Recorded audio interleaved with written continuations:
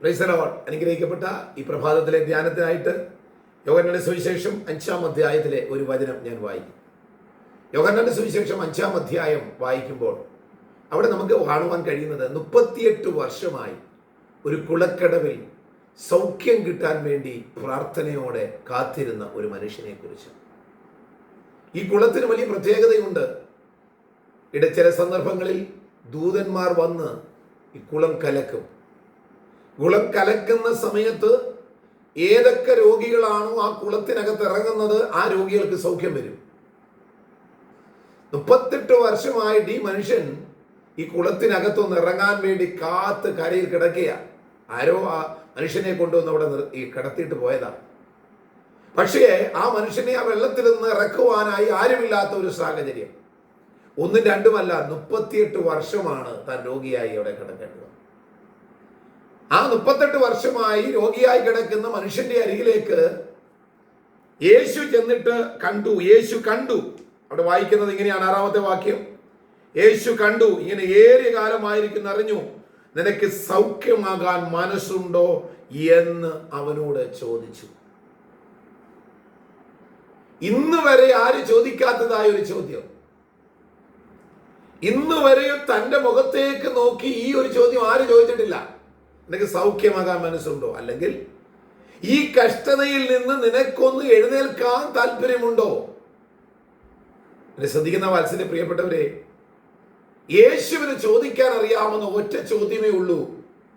ഇപ്പോൾ ഉള്ള നീ അനുഭവിക്കുന്ന ഈ സാഹചര്യത്തിൽ നിന്ന് നിനക്കൊരു മാറ്റം വേണോ?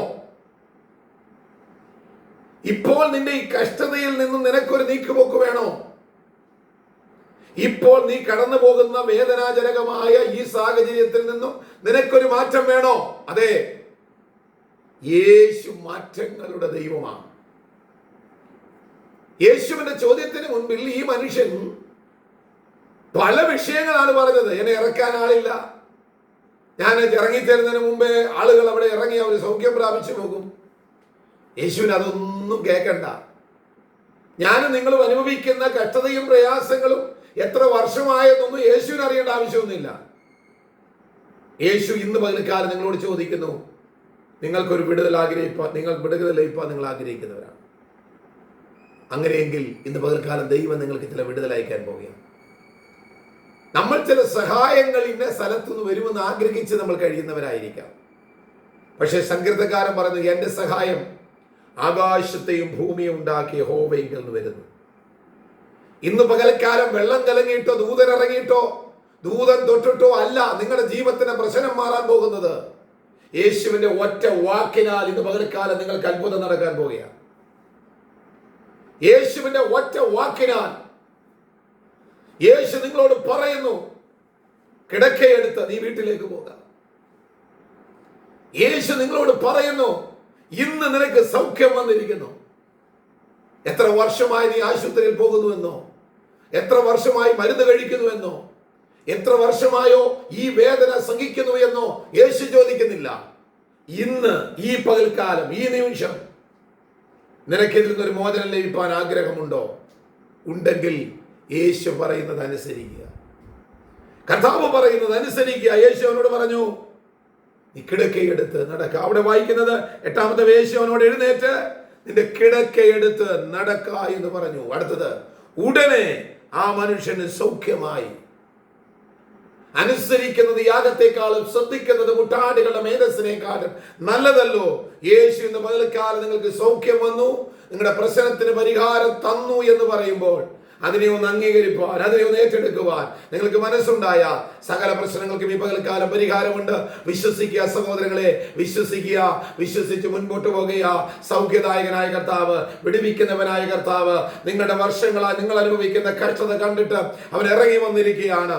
ഇസ്രായേൽ ജനത്തെ കുറിച്ച് ദൈവം പറഞ്ഞ ഒരു വാക്ക് ഇങ്ങനെയാണ്, ഞാൻ എൻ്റെ ജനത്തിന്റെ കണ്ണുനീർ കണ്ടു, അവരുടെ നിലവിളി ഞാൻ കേട്ടു. നിലവിളി കേട്ട് കണ്ണുനീർ കണ്ട് ഇറങ്ങി വന്ന കർത്താവ് ഇന്ന് പകൽക്കാലം ഈ വചനം നിങ്ങൾ കേൾക്കുമ്പോൾ തന്നെ തന്നെ നിങ്ങളോട് ചോദിക്കുകയാണ്, നിങ്ങൾക്കൊരു വിടുതൽ ആവശ്യമുണ്ടോ? നിങ്ങൾക്കൊരു സൗഖ്യം ആവശ്യമുണ്ടോ? നിങ്ങളുടെ കണ്ണുനീര് മാറണോ? നിങ്ങളുടെ വേദന മാറണോ? നിങ്ങൾക്ക് നഷ്ടപ്പെട്ടത് തിരിച്ചു വേണോ? നിങ്ങളുടെ രോഗങ്ങൾക്ക് സൗഖ്യം വേണോ? നിങ്ങളുടെ കടഭാരങ്ങൾക്ക് പരിഹാരം വേണോ? നിങ്ങളുടെ പാപജീവിതത്തിന് ഒരു മാറ്റം വേണോ? നിങ്ങളുടെ സന്തോഷമില്ലായ്മ മാറണോ? നിന്റെ കുടുംബത്തിനകത്ത് നിനക്ക് സമാധാനം വേണോ? എല്ലാത്തിനും ഒറ്റ പരിഹാര വഴിയേ ഉള്ളൂ. കർത്താവായ യേശു ക്രിസ്തു അത്രേ സകലത്തിനും പരിഹാര വഴി. ആ കർത്താവിൽ വിശ്വസിക്കുക. അതുകൊണ്ട് ഇന്ന് പകൽക്കാലം വിശ്വസിച്ചുകൊണ്ട് ഈ കർത്താവിനെ ഹൃദയത്തിൽ സ്വീകരിച്ച് അതേ നെഞ്ചത്ത് കൈവച്ച് ദൈവത്തോട് പ്രാർത്ഥിക്കുക, യേശുവേ, ഞാനിതായി സകലതും വിട്ട് ഞാൻ നിന്നെ അനുഗമിപ്പാൻ ആഗ്രഹിക്കുന്നു. സൗഖ്യദായകനായ കർത്താവ് നിങ്ങളുടെ എല്ലാ പ്രശ്നങ്ങൾക്കും ഈ പകൽക്കാലം പരിഹാരം നൽകും. അതിനായി വിശ്വസിക്കുക. അതാ വിടുതലിനായി കരങ്ങളെ ദൈവകരങ്ങളിൽ വെച്ചു കൊടുക്കുക. ഈ വചനങ്ങളാൽ ദൈവം നിങ്ങളെ ഓരോരുത്തരെയും അനുഗ്രഹിക്കുമാറാകട്ടെ. ആമേൻ. സ്തോത്രം.